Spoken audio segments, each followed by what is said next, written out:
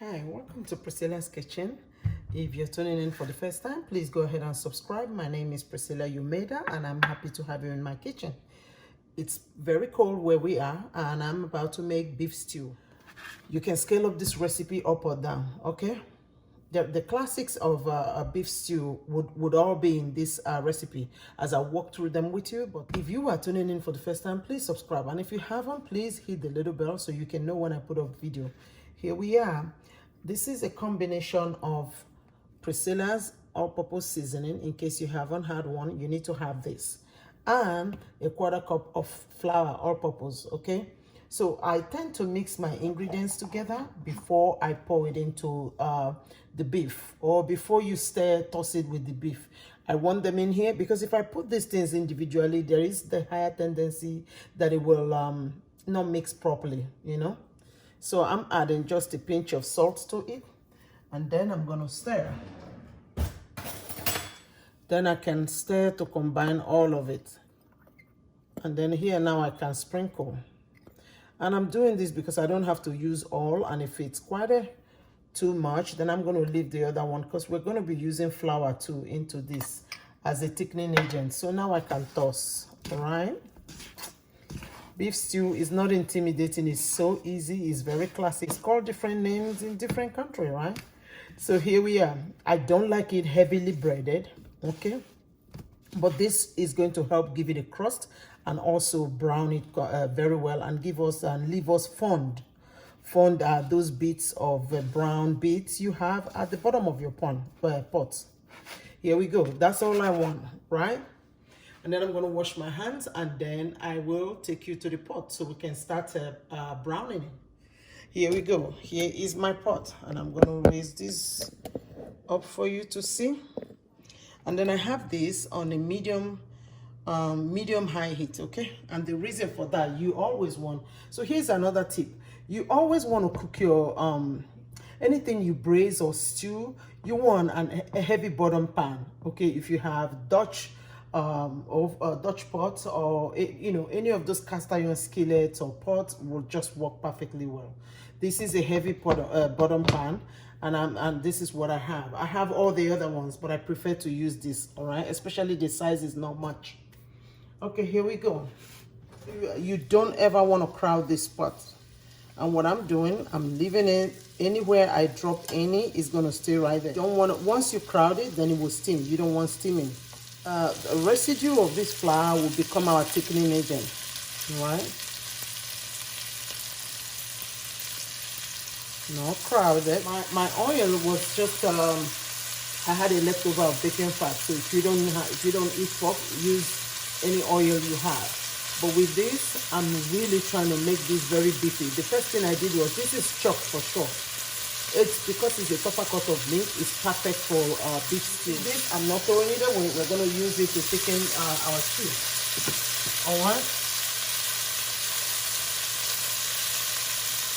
While this is working, I have other things here that I have lined up. I have potatoes. I have carrots that I have cut. For sure, it won't be no beef stew without a good red wine. I love it. If you don't want it, don't use it. Obviously, salt and pepper. Now, I have other things I'm going to show you later, which will be our English peas and celery. All right? So here we go. So here's another thing. If you ever check one and it's not very brown, don't touch it. I can't stand when people make beef stew and then it's beige in color, like the meat is not properly brown. It needs to brown. You're going to get the reward afterwards. All right? We're going to take a break. When we come back, I'll show you the rest of the other. I'm going to allow this to brown and we'll go from there. Hit the little bell, like, share, subscribe, y'all. Welcome back. So here's our beef. I finished browning this. You see, perfectly brown. I don't want no beige color. Brown, as the name implies. Into my pot, I'm going to add this tomato paste. Maybe all of it, because this is about 2 tablespoons. Okay. Here we go. I'm gonna let this cook out the raw taste of tomato, and more so, it will also deepen the flavor of this beef stew. All right. While I'm doing that, the same leftover of the flour, I'm adding it into it, and possibly another so basically we just added another that's about a tablespoon, 1 tablespoonful and half. Okay, I'm gonna cook this together and allow them hang out. You don't want it on high heat, low and slow. See, I summarize beef stew as something you do that you cook low and slow in order to deepen and develop the flavor. And once that happens, it will be the most comfort food you would ever have. See, it sucked up the whole of the remaining fat I had, right? I don't like a greasy beef stew, so as a result, my oil is less. All of this, did you notice? It completely took all the drippings we had at the bottom of the pan. So basically, it deglazed itself. And this is our thickening agent. Okay. Some people cook this and onions separately. I don't. I like to add my onions now because I want everything to just marry together in this flavor profile. Okay, do you notice? No oil. But yet, I'm gonna soften these onions. So you're basically cooking to soften the onions, all right? I'm gonna leave this and then I'm gonna grab my herbs, my fresh herbs.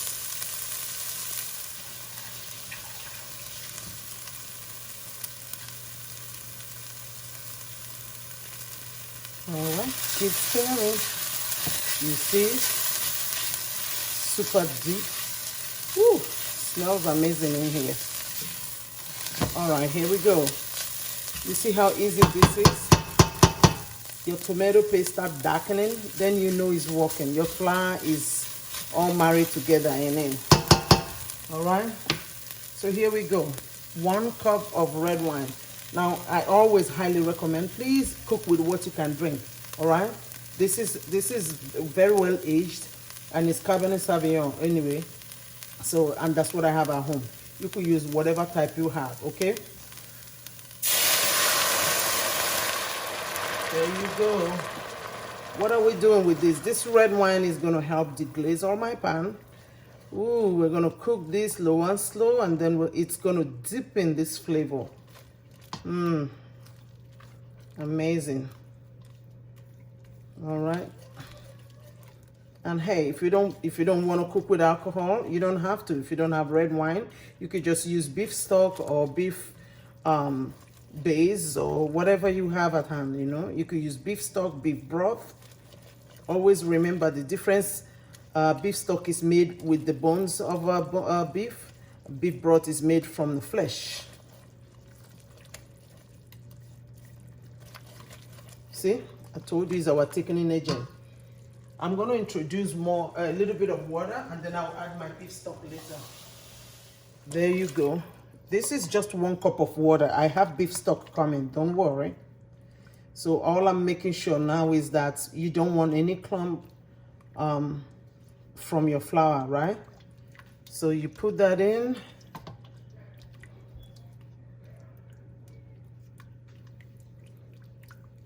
I'm going to continue to stir because I want to make sure that I find the thickening consistency, and then I will introduce more liquid. I've only added 1 cup of just water.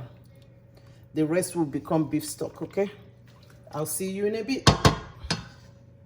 All right, welcome back. Here we go. So into this pan, you see, I kind of allowed it to cook down a little bit. So now I'm going to add my beef back.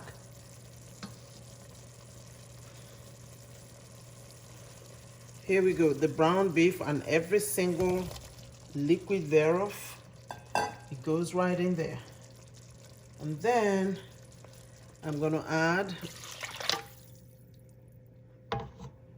beef broth. I actually poured the beef broth into the plate where you know, I mixed the flour, right? Because every thickening agent there, I need all of it. So into this, I'm going to add potatoes. I took one whole potato, right? And then I just peeled and cut it up in chunk. There's no right or wrong way. I'm adding my carrot, and I'm going to drop 3 bay leaf, sprig of thyme, and rosemary. And the party just started. And then I'm also going to add a little bit of garlic, just a little. This is not, I love garlic so much, but not enough to overpower my beef flavor that I'm developing. Then I'm going to add just a little bit of another half teaspoon of salt. I don't like a lot of salt. If you like more, go for more. Okay, obviously I love a little bit of heat, so this is Scotch bonnet that I have chopped. I'm going to add a little. You'll be surprised the undernote of heat that this and the flavor that this Scotch bonnet will impact into this beef stew. I don't have some heat, y'all. So now here we go. It does need a moist cooking method, and for that reason I'm going to crank up my heat to high and allow this to come to boil. And once it's boiling, I'm going to let it simmer. This will go for good. For now I'm going to let it boil, and then I'll reduce to simmer and give it about 45 minutes. Okay, so I'm going to cover right now to bring it to boil. Once this boils, I will reduce that heat. We have a few more vegetables that we're going to add to it just when the potatoes are soft to the touch. So our carrot is going to also add some sweetness. All right, welcome back to Christina's Kitchen. If you are just tuning in, please subscribe, okay? Hit that little bell. Here goes our beef stew. Can you see the consistency? Very luscious. There's a reason why they reinforce this stew with you know, vibrant fresh vegetables, especially vegetables of the season. All right, it is for y'all, and I'm making beef stew in my kitchen. So I went ahead and added some chopped celery. Okay, very fresh. You want to make sure that it's properly washed. So then I'm also going to add my English peas. You can have frozen ones, you can have fresh one, whatever floats your boat. You see how it makes it delicious. Now, I've always said, whatever is the star ingredient of your stew or soup or salad or food, whatever kind of thing you're making, please do not mask it with complementary flavors. Okay, I'm adding just a little bit of peas and celery just to make sure that I keep the beefy taste of this food, of this soup or stew. All right, these are our fresh thyme or herbs. They've done their job and I'm done with them. All right, so you want to fish those out because basically look at those potatoes, very soft and tender. You fish them out, and I'm actually going to let this thing cook for another 1 to 2 more minutes just to soften that celery and soften the celery because you want some texture to it. Okay, here we go. I added just a little I found in the. If you want it thin, you can go ahead and thin out the soup, but I don't. It's a complete meal, you know. It has your vegetable starch and all that 9 yards. Here we go. You see how that is? Now let's check for taste.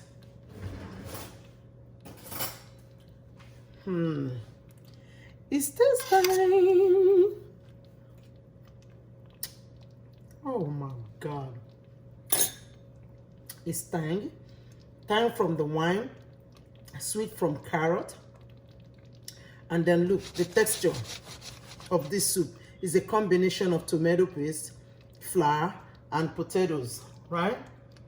Just gonna add a little bit of that. That's just the residual water I have. So I'm gonna let this cook for, at this point, I'm just gonna cover and cook for, frankly, 2 to 3 minutes, and it'll be done.